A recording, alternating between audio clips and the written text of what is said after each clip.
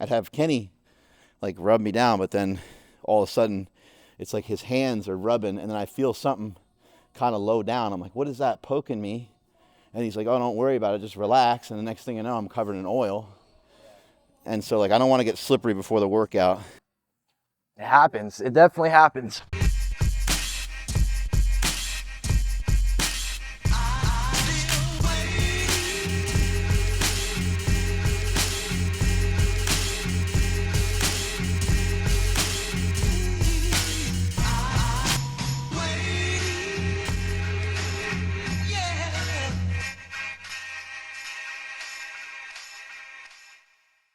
Every gym has like a weight tree of some sort. This one happens to have these things stacked right next to each other, so I can just lean in on this guy and I can push off of this one here. Got that like that little stabbing thing that goes on in the back in the trap area. So rather than complain about it, just do something about it, move around. Just do different motions with your head. It takes a little time to do some of this stuff, but as I always point out to you guys, there's no way to shortcut some of this stuff. He can even go here. This almost bothers everybody, almost every lifter in the world. If they go kind of near their shoulder blades, they'll be like, oh. Some of the rotator cuff muscles are back there. It just usually gets to be a little stuck, a little gnarly. From here, you want to lean back and try to find that area that sucks. And then right from here, what you want to try to do is rather than tighten up, try to relax the best you can, even though it's really difficult. And then just pull that arm. Yeah, whatever movements you can get in are great. Just make sure you're trying to breathe so that way it's like a little smoother rather than your whole body like flinching up. Show you a tricep move too. Take your arm here like this, and just get over top of this and just get pressure. This elbow's been kind of bothering me lately. So this is pretty light, just a couple pounds. But whoo! Now I got myself jujitsu'd a little bit, right? These areas just get like tacked down. It's hard to describe. They get knotted up. Oh, this is, see, sometimes the surface area matters. This guy, thicker. This guy, a little thinner. And the thinner one does the job a little bit better. It gets in there a little easier. So even just that little tiny bit of work right there is good. And this is to smash your guts. These are soft. So even if you're on your actual rib cage, not really a problem, but you do want to stay away from like the ribs on the outside. Like that's not a good spot, but just try to find areas kind of below the actual rib cage. Go down low, kind of near, almost near the hip bone. You can get into the psoas and you'll feel that like crazy. Be surprised how tight the body is through the lats. This is what we're going to be training today too, so it's good to get them open up. So we got lunge, pull up, and a glute ham raise. The pull up is mainly just an eccentric. The lunge is a backwards lunge. Let's open this guy up too.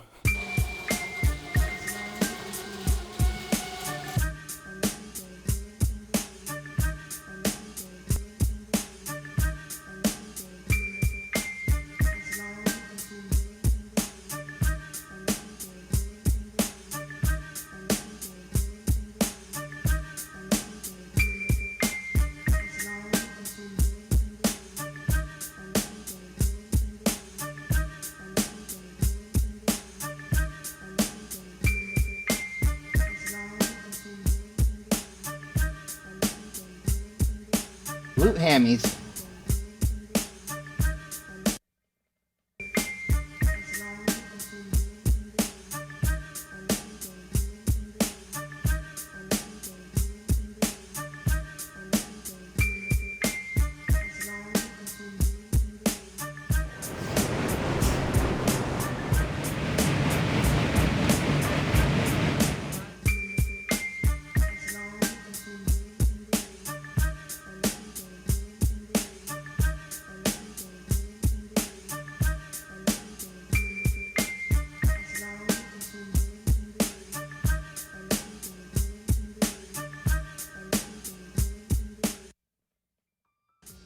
A little post-workout nutrition. I've been a huge fan of intra-workout stuff for a long time, so while I was working out, I had some intra-workout branched chain and essential amino acids, along with a little bit of cyclic dextrins, a little bit of carbs.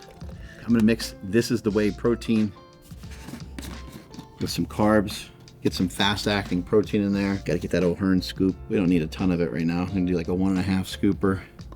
if you're not getting in, like, I'd say 30 plus grams of protein, you're really not having much of a meal. So if you could change one thing about your diet, it would be to eat several times a day, and whenever you eat, to eat at least 30 grams of protein. 3 to 5 times a day, you'd feel very satiated and full. So this is essential amino acids, as well as some cyclic dextrins, which is a carbohydrate that digests really fast. This is magnesium threonate, which is added to the post-workout nutrition. And sometimes when I have pills and capsules and stuff to swallow, I just do this. I just break them off and just dump them in. But caution on that, because sometimes these things taste like crap. And then this is going to be taken with a shot of L-carnitine, oxytocin, and what's the other one? Growth hormone. So there you go. You got all the secrets. Bon appetit. So anabolic activities is something that Mark and Kenny and I have been working on for a couple months. Mark and Kenny have been working out together quite a bit recently. Just like a podcast that Kenny's he's not new, but he's a lot younger than Mark and more inexperienced. So it's kind of like Kenny learning about a lot of things in the fitness industry for the first time, and Mark showing him the way. Yeah, so just follow along and learn with Kenny. He has a lot of knowledge as well too, so he can help you guys out with any questions that you have. You can go over to our Instagram at Anabolic Activities, our YouTube channel. Yeah, check us out. Fooling around back here. Yeah. What's up, man? What's going on? How you be? Nsima showed me a sweep that I don't want to give away because in my head, every competitor Like I'm a going week up or against, two ago, yeah, right? Yeah, but every competitor I'm going up against is like He showed watching you everything I'm doing. He showed you a thing. Yeah, so he showed me a thingy. thing, but that thing worked 4 times today against other people that compete also. That's great. And it's just like, Hey, can you show me? Nope. no, I can't show you on camera. He doesn't ever even need to use that, really, right? When you see him? He will use whatever strength is necessary, but he's not in there like grabbing somebody and choking them by like forcing it. He'll choke you, but through technique. It's really it's one of the coolest things you'll ever see. He's probably able to use a lot less energy and a lot less force, which most of the time, like in like a street fight, you see somebody, they try to escalate it higher by doing some weird maneuver that has no technique to He'll it. force it. Well, we have technique, skill set, then he's got strength, and he's got his body weight. Nasty. One of the key things for me with lifting and running and podcasting, trying to live a healthier lifestyle in general, is to make sure I got fuels. I got these carnivore crisps. All it is salt and meat. It's the only ingredients. I can eat a good amount of it before I go run without having any digestive issues at all. I have some of the hydration from Within You brand, lemon blueberry. I threw a scoop of essential amino acids in here. I've been thinking about this quite a bit recently. I gotta thank my boy, Andrew Z, for doing so much work over the years, especially back in the day when we were producing a lot of Hustlemania. A lot of fans really dug that. One reason why we moved away from it was that it just takes up way too many resources. Sometimes to piecemeal that bad boy together, we would need to use multiple camera guys. One guy in the morning, one guy afternoon, one guy at nighttime kind of thing. But one of the other things is that as much as you guys see me on camera, I don't really always love doing this. I love documenting, I love showing, because I think that showing is a much better example than me telling or talking. There's a lot of people that talk about success, but then they don't really show you success. They can only kind of talk about it. A lot of people can talk about it in terms of like money, real estate, cars, things they have, but then you're like, well, where's the rest of it? You want to see that someone's like, can fucking throw a punch on top of just being pretty good at business or being great at business, those kinds of things. And while I love showing it, I love having some of my runs filmed, I love having some of my lifts filmed, I also love not talking about it. What does Biggie say? Real G's move in silence, right? And that's really true. I remember the movie Full Metal Jacket. The sergeant gets right up in the guy's face and he asks the guy, he's like, "Private," he's like, "Did your dad serve?" And he said, "Sir, yes, sir." And he said, "Did he ever talk about being a soldier?" And he said, "No." And he said, I bet you is a goddamn good warrior. Things like that, you know, they make me kind of understand and realize for as many workouts as I've filmed and for as many things that I've filmed and shown, I also love for stuff to be private because I like being a warrior. I like being in the battle. I like being in the fight. And I like doing it more than I love filming it. But every once in a while, it's fun to film it, fun to show people. I believe a lot of people are trying to turn themselves into a 1%er. And the only way that you get to be a 1%er is by doing things that are quite different from most other people. And making the sacrifice by not driving home at the end of a day, by instead driving off and making that hard right turn. You could have gone left and gone home, but instead you do that hard right, and that hard right sends you off onto your run, onto your 8-mile run, your 10-mile run.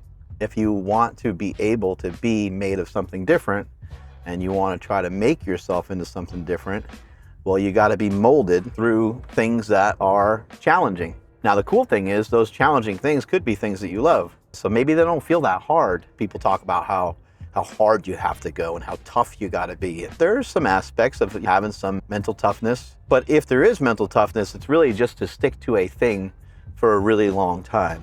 It doesn't have to be that complicated. It could simply mean that the thing that you started last week, you're going to stick with it for the next 30 years because that's something that's helped me. Most entrepreneurs haven't squatted over 1,000 pounds, benched over 800 pounds, deadlifted over 750 pounds.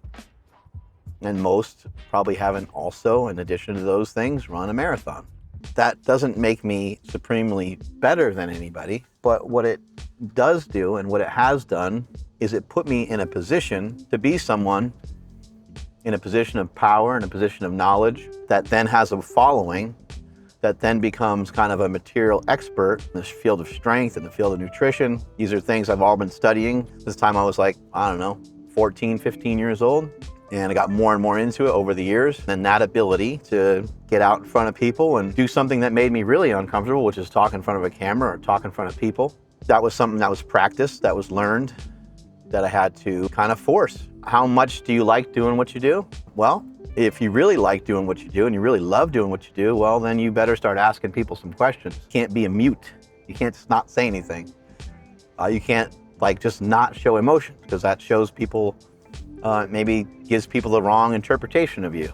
You might sometimes have to modify your behavior and your communication to be able to get yourself in particular situations so you can get the most out of particular situations. And so that's exactly what I did. I went to seminars, moved from Los Angeles to Columbus, Ohio to train under the tutelage of Louis Simmons and turn myself into somebody that's made out of something different. And this was never the intention of Hustlemania, was to never be like Mark Bell's morning routine. I kind of have a morning routine, but for many years as a younger man, I did wake up very early. But when your dreams are really big and you're young, you ain't got a lot of time. And my kids were young, and so I had to wake up early in those situations to make sure I got all my shit done for the day that needed to get done. But now, I wake up at like 5:30. I'm not waking up at 3:30. Even when I did wake up super early, I didn't have this really precise morning routine per se, where I meditated and then cold plunged. And even now, I do have access to cold plunging. I do have more time to where I could meditate. But I just basically fucking wake up. I hit the button on my coffee machine. It makes me some coffee. I will get outside, get exposed to some sunlight, sip my coffee. Usually I'll turn my coffee into an iced coffee and mix it with a steak shake. And then I just head into work or head into the gym and I go train. But if that's a morning routine, then that's something I guess I've been doing for like 30 years. Even the iced coffees. I mean, there's old videos on the Super Training 06 channel of me, fat as hell, drinking a venti iced coffee from Starbucks, mixing it with protein powder from whatever hot supplement company made the best protein powder at the time. I've been doing these things for a long time, and I think that is a separator. Doing things for a long time. And then on top of the consistency, you're gonna have to do something that's just different, novel. If you wanna turn into a small percentage of the population, not just be successful, Because if you want to be successful, you can kind of just copy what a lot of other people are doing. You can start to get a following on social media, collect email addresses, do some programming, sell some t-shirts, and boom, you're good. Before you know it, you make, 30,000 a year, and then start to double that, and then start to double that. And yeah, it might take a long time. It might take some work, but a lot of people can figure that out. But if you really want to be different, then you'll have to think differently. And you'll have to be innovative. I was listening to something where they were talking about Warren Buffett, supposedly one of the greatest investors of all time, multi-billionaire, many times over. And he said that his investing and his money that he made over the years was the byproduct of about a dozen decisions. That's pretty interesting for somebody that's been investing for 60 plus years. It kind of means like your options in terms of doing something creative are obviously they're vast because you can create anything, but they're going to be few and far between. And that's why it's important that you do something that you love and do something you're interested in, because most likely an invention can come from that, or something new or different, an app or something that can really change people's lives. I was listening to something by Mark Manson recently. He's talking about a lot of these things I'm talking about right now, but in addition to that, he was talking about the light bulb and how the light bulb was invented by Thomas Edison. And he said that one of the ways the light bulb was created, Thomas Edison worked day and night, but then he would also snort cocaine. And so a light bulb didn't come from real specific routine. It came from being an animal, and it came from redlining life a little bit. I don't know what people thought of that drug at that particular time, but he took a performance-enhancing drug, basically, and created something that changed the world forever. If you really want to be different, then you have to start to ask yourself, do you want to be that different? Do you want to snort cocaine? Do you want to take steroids? Do you want to, how different do you want to be? And the real question would be is why?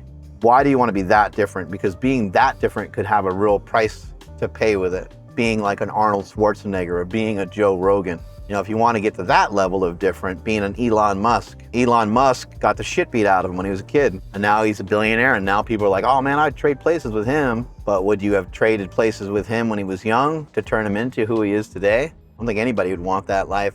So those things will kind of automatically force you to being made out of something different. But is that what you really want to do? Or would you rather have a more stable life? They're all things to think about. Even if you're not an abused person, what if you're like a Michael Jordan? It sounds like Michael Jordan had to lean into what he loved so much and had to lean into it so hard that there's a lot of sacrifice. I think he had a lot of relationship problems. I think he had a lot of issues with being faithful to his wife and just a wide variety of things. There's a lot that comes along with that. He probably missed a lot of stuff for his kids. And that's something else that I learned over the years is we don't know why we're here on this earth. We don't know what our meaning or purpose is, but you literally get a chance, an opportunity to make it up. So you can view it as being sad that we don't know why we're here. And whatever your stance is on God, whether you think that there is one, or maybe you think that there isn't one, let's say that you believe that there's a God. Well, everything's kind of predetermined by him, and so I'll just go along with the flow, right? Well, that's no way to live your life either, and I don't think if there was a God, I don't think that that's what they would want for you. Whether it's a God or some sort of energy system or whatever, I think everything in this world is designed for you to get what you want out of it, but you got to squeeze it. You got to work for it. And not only do you have to squeeze it, but you got to build the strength to be able to squeeze every bit of juice out of every single day. And that's a skill set. And to acquire the skill set, it's going to hurt. There's going to be pain involved.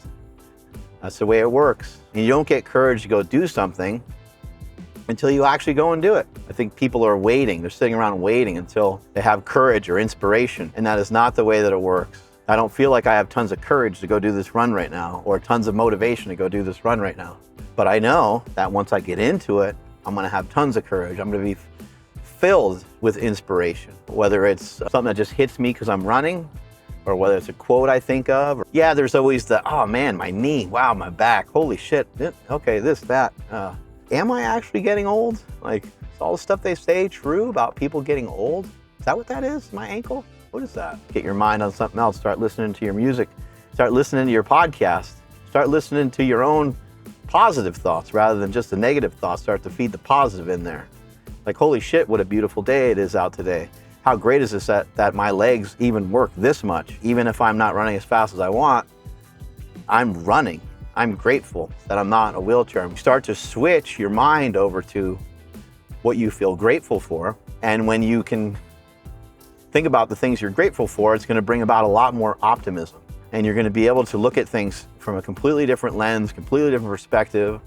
And once you start doing that, you're going to find yourself lost in your own thoughts of good thoughts. And maybe that filled you up enough for you to last another couple minutes. As they say in the military, you got to make it to that next meal, because they can't focus on how hard the work is, because they know that the work's hard and they don't know how much work they're going to be faced with. But they know, like, just make it to the next meal. For you, you get to think, just make it to the next hour, make it to the next minute. What happens when you make it to the next minute and you're already in motion? You're already on your bicycle, you're already running. 1 minute goes by, 3 minutes go by, 4 minutes go by. All of a sudden, you're like, holy shit, my ankle, my back doesn't even hurt at all. I feel great. That's the way all these things happen in life. They all happen from doing. So you can watch as many videos as you want on, you know, what you're supposed to do, how you're supposed to do it, all these different things. But if you don't actually go and do them and put them into place, nothing is going to happen. The most motivational work, the most motivational pieces, the most motivational talks, the most any of this stuff, you're not going to get anything from them unless you set yourself into motion. And that's why you'll hear some people just talk about action. You got to take action, massive action. I'm gonna change my shoes. These bad boys aren't too bad to run in, but they don't really, the bottom is maybe a little too minimalist for me, and it kind of bugs my feet. So I'm gonna switch into these Ultras, which are these guys right here. This, I think, is one of the best running shoes. You guys have seen me many times running in the Nike Alpha Fly. The Nike Alpha Fly will squeeze my foot like this, you know, as I'm running, like that's happening kind of the whole time.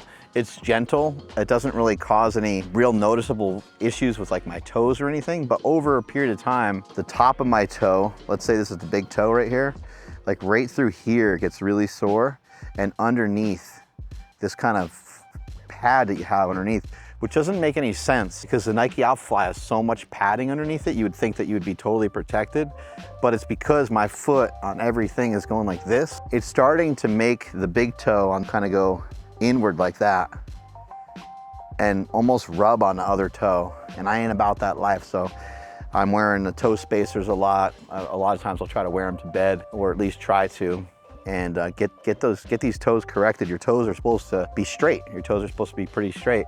And if your toes aren't pretty straight, many people have been told a lot of lies about their toes. People have probably told them that it's like genetic, that they have a bunion, but it's not genetic, it's your shoes.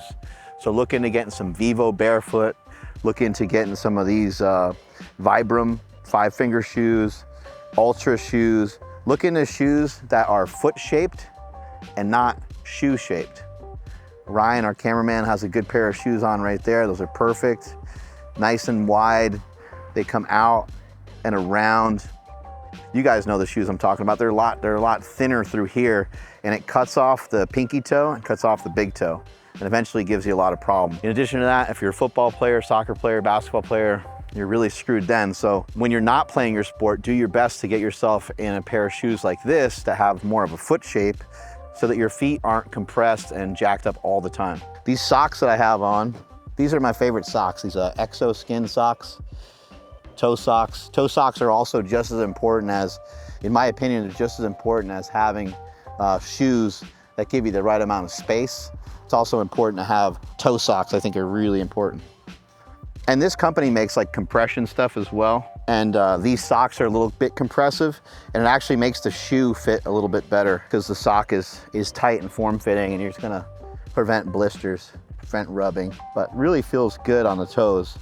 I have other toe socks and they're just, I don't know, they're not as good. They pull between my toes too much. It doesn't feel very comfortable. Part of my warm-up, coming to downtown Davis, sometime I'll do a little bit of walking. I try to take my time with stuff. I think that one of the biggest reasons for injuries is like pushing yourself to do something that you're not really prepared to do at the moment. And also, like, I just got out of the car. I've been training really hard the last maybe 2 weeks or so. Body's a little stiff. I'm just gonna like let it come to me. And then plus, the worst thing is you get like in a run and you're like maybe half mile in, you're like, oh my God, I gotta pee. And normally I'll just pull off wherever and do that, but it's like too bright out. So if I do that, it's darker out. Plus you get a nice walk in downtown, nice area, pick up some energy from other people. These are kind of typical days for me. Lifting with Kenny, running, training twice a day on a lot of days. Most of the marathon training was that way. Today's training session was a little longer than most. Most of the time they're about 50 minutes.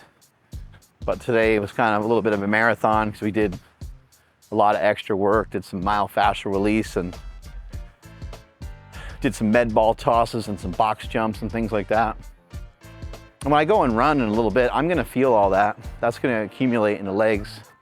I'll definitely feel a little fatigued and things like that. Taking it to the scene of the crime up here. Starbucks is where I had my wipeout when I was getting ready for my Boston Marathon 10 weeks into training. It was a 20-week prep for it. Training was going awesome. I was running faster than ever. I was really picking up some speed. I was really having high hopes, and the carpet got pulled out from me. Some runners call it a bonk, but I think what happened to me on that day was slightly different. And I thought I had low blood sugar, so I went over to Starbucks, drank some orange juice, and kind of sat around for a bit, and things just got worse and worse. Vision got blurry. I got really sick. I barfed all over the place in here and got taken out on a gurney into an ambulance. And I'm in this town all the time, and people see me running all the time, like, what the fuck happened to that guy? And a lot of people knew that I was training for the Boston Marathon, so it didn't really embarrass me though. I mean, you're going for something, and sometimes things happen. So people here were really nice on that day. I just started like grabbing shit because my body was shaking and I was freaking out. There was a guy that actually stayed with me the whole time, and he said, I'm gonna stay with you until you get more help. And I was like, okay, cool. I didn't really, I was kind of out of it. Mentally, I was still there, but I was just like so concerned about my own health that I couldn't really think properly. I was shaking so much, I couldn't even bring orange juice up to my face to sip it through a straw. That's how much my hands were shaking. And I was talking, my voice was real quivery. Anyway, we called 911, my wife and I, and they pricked my finger. My blood sugar was like 360. And then I got into the ambulance and my blood sugar was down to like 330. Over the course of several hours, I got better and better. It sent me back pretty good, about 2 weeks probably from training, but luckily it just was what it was and it wasn't anything different. You'd like to think that when you have a mess up like that you get to learn something valuable, but I don't really learn anything. I just learned that sometimes weird shit happens when you're pushing your body hard.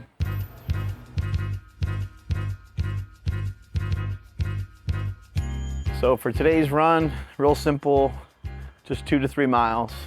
Nice casual pace.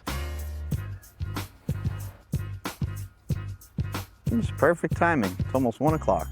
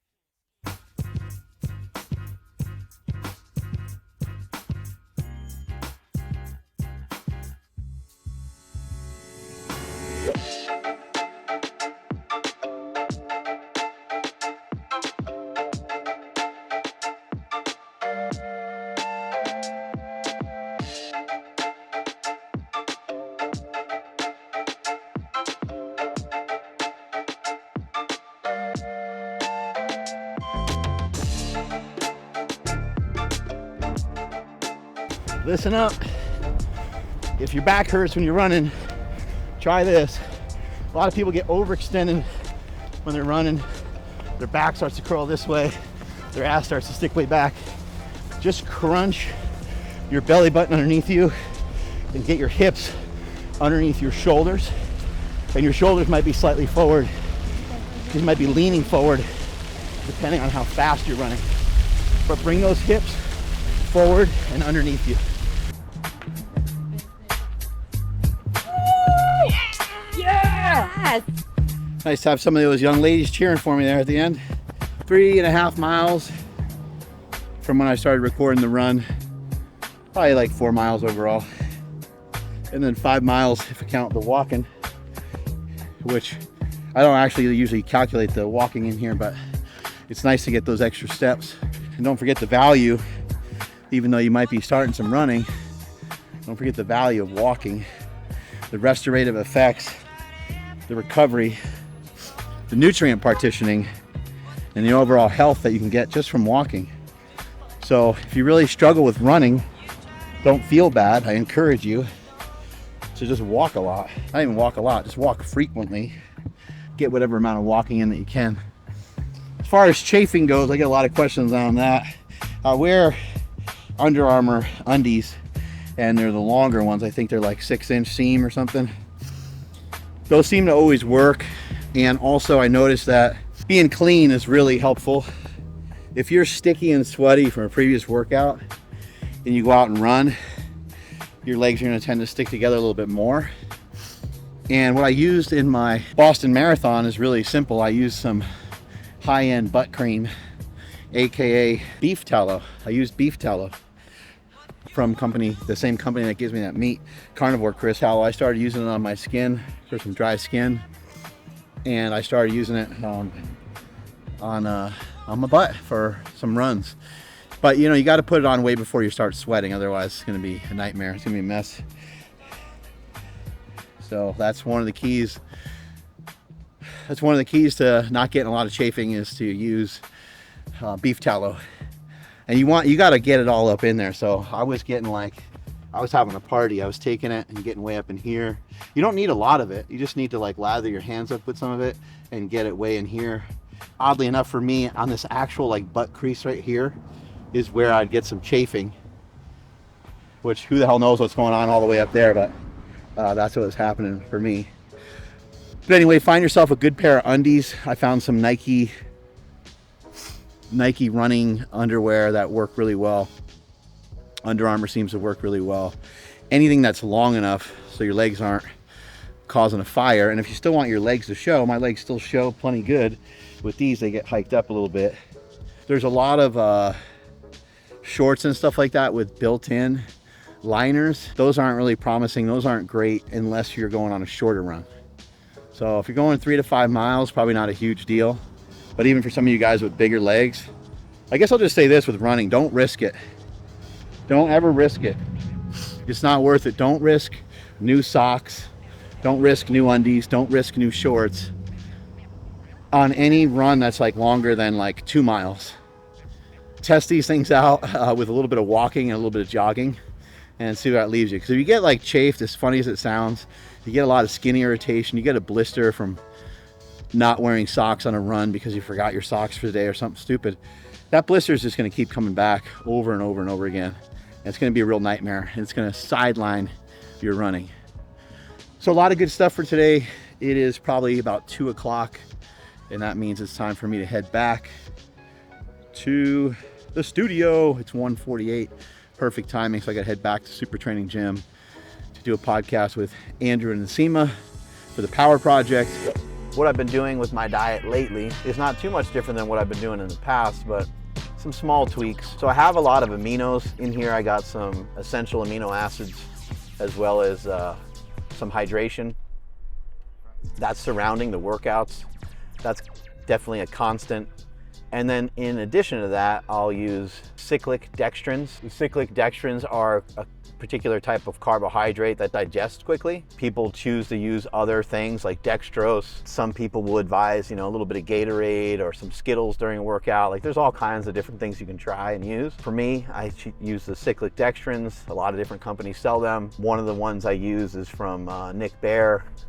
There's a lot of other companies that make them. So I'll do that, like today, I did 80 grams of carbohydrate post-workout. It's important to get those nutrients shuttled back in to the body, and that was for my lifting. Post-run is different. I don't always carb back up. For today, I most likely will just sip on some more aminos, and then when I go home, I'll have some steak and some rice or something like that probably. I'm really only having carbs about twice a day, and one time per day would be post-lift, and some other times a day that I might have it would be post-run. And if it's post-run carbs, that's usually in the form of fruit. I got some people helping me that are much more knowledgeable than me in some of these areas. So I got Dan Garner, Jake Benson, and Andy Triana. And Superbrain, Go Superbrain, Andy Triana is the main one who's doing my nutrition. So he, we'll get him on here and kind of talk specifically on why carbs post-lift versus not so much on a run. But I do different types of run on different types of days, and I do different protocols post-run. I also do different types of lifts and have different protocol post-lift as well. But basically the gist of it is the more that I do, the more that I put in, the more nutrients I need to put back into the tank. 3 days a week are keeping me at like a lower caloric consumption. The other 4 days a week, I'm getting a little bit more nutrition in on those days. So it's kind of a way of keeping the calories restricted, which is always a piece of the puzzle, right? During the course of the entire week, which I kind of prefer, because this idea of like, we get calories for the day, 2,500, and then it's like zeroed out the next day, and then you got to do 2,500 again. I think calories should be really looked at more on a weekly and monthly basis, because that's where you'll see them impact you more. I also feel that the metabolism and the caloric demand of the human body is a sliding target. It's a moving target. It's going up, it's going down, ever so slightly here and there, but it is a moving target. And it is hard to like track calories and stuff like that. And that's why my nutrition plan extends out in a more general sense rather than a more like specific sense. I don't eat that much during the day. And when the day is over, depending on the day, I get to eat. Some days I get to eat normal, and some days I get to eat more. It kind of depends on the output for that particular day. I'm sticking to all the main things you guys see me eat. Steak, ground beef, Piedmontese. Piedmontese beef, you're starting to hear it sponsoring the Joe Rogan show. And the Bell brothers are a big part of that. Me and my brother have gotten Piedmontese on the map in a big way.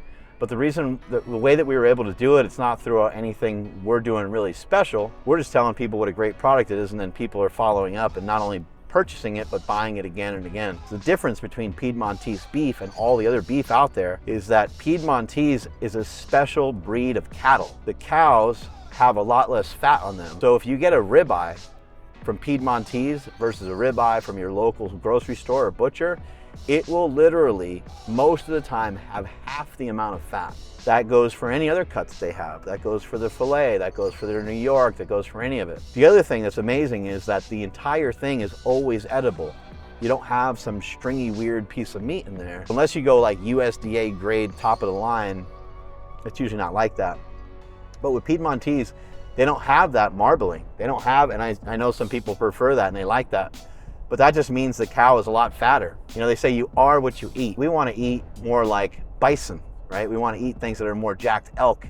That's most of my nutrition, maybe an egg here or there, some egg whites here and there, chicken breast, chicken thighs, shrimp. At the moment, I scaled back quite a bit on the dairy. So a lot of times I'll eat like yogurt, cottage cheese, and I make this big yogurt, cottage cheese bowl. I mix This Is the Way vanilla protein in there, and it's absolutely delicious, but I'm cutting way back on that because I'm working on getting my body fat chopped in half. The other thing I'm really working on a lot is just trying to hone in my sleep. My deep sleep isn't great. I'm going to bed, staying in bed for long enough. I really do want to see if this is something that I can find answers to. I don't feel like I have symptoms. I feel like I'm strong. I feel like I'm good. But if I can get better rest and better recovery and even be better than what I'm doing now, that would be a major amplifier. That would make me really happy and excited. So that's what I'm going to go for. And when I think about the information I share out with other people and think about the main difference between a winner and between a loser, the biggest difference is the winner just does it until the job gets done. A winner does it until they actually win, until they don't stop, they don't make excuses. And so when I stopped a while back and stopped really pursuing what could help my sleep better, that's a loss in my opinion. You only truly lose if you actually give up and you don't come back. Excited to get this podcast cranking with Nsima and Andrew. Right back to where I started this morning, 7 a.m., opening this place up. And now it looks like I'm locked out. I don't have a key. Anybody?